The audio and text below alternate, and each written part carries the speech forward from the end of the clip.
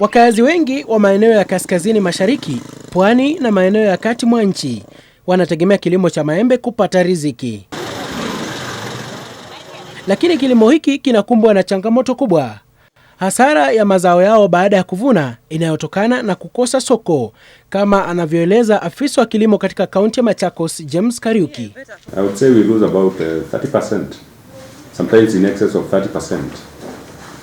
And the loss is occasioned mainly by Africa fruit fly, market linkages when they are poor. When a trader goes with about 20 crates or 4 bags, and then he's not able to dispose them and they are overripe, he will not ferry them back home. Lakini sasa huenda hilo likaziko kwenye kaburi la sahau, kwani kampuni ya wanasayansi ya Appeal Sciences kutoka jimbo la California kule Marekani kwa ushirikiano na wakfu wa Rockefeller na kampuni za teknolojia za Teknoserve na Agco GSI chini ya mradi wa YieldWise inaendelea kufanya majaribio ya teknolojia mpya katika kaunti ya Makueni. Teknolojia hiyo ni ya kuchelewesha kuiva kwa maembe au matunda mengine, hivyo kuwapa wakulima muda wa kupata soko ya mazao. Mwanasayansi Chance Holland mwenye shahada ya uzamifu kwenye masuala ya kilimo anaeleza kuwa mbinu ya kwanza ambayo imethibitishwa kufanya kazi nchini Marekani ni dawa hii inayotumiwa kuchelewesha kuiva kwa maembe, hivyo kupunguza hasara kwa wakulima kutokana na kuoza kwa maembe yao. Holland anasema kuwa dawa hii imeundwa kutoka kwa mazao yaliyoharibika. So for example, a lot of mangoes are wasted, obviously. We could actually reuse the wasted parts of the mangoes, the seeds, the skins, and extract compounds from those, which you would otherwise already eat, and then use that as a feedstock to make these compounds. So it's a full cycle. Kisha dawa hii inachanganywa na maji na maembe yanatumbukizwa ndani ya maji hayo moja baada ya nyingine na kukaushwa kwa jua kwa dakika chache. If I put half of the amount of liquid in there and twice as much formula, I can put a thicker coating, and that variable will affect basically how well the coating performs.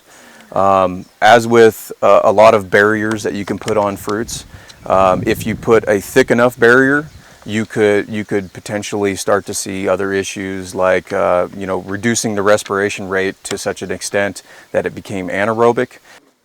Wanasayansi hawa wanasisitiza kuwa dawa hii ni salama na haiathiri afya ya wanaokula maembe. Wakfu wa Rockefeller wenye makao makuu jijini New York, Marekani, umechangia mradi huu kwa udhamini wa kima cha shilingi bilioni 13.2.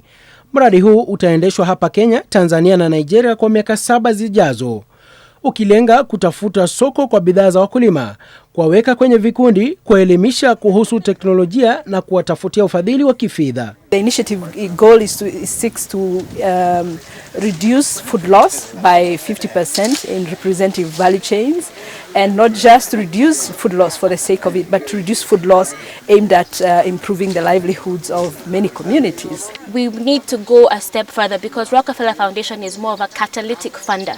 We don't necessarily start from scratch in building infrastructure, etc. We catalyze and fill in gaps where we see gaps, and we have found a gap in post-harvest losses, but our intervention is very strategic, very focused, so we still need other people to bring farmers up to speed on a couple of things so that we can actually identify and correct the issue of post-harvest loss.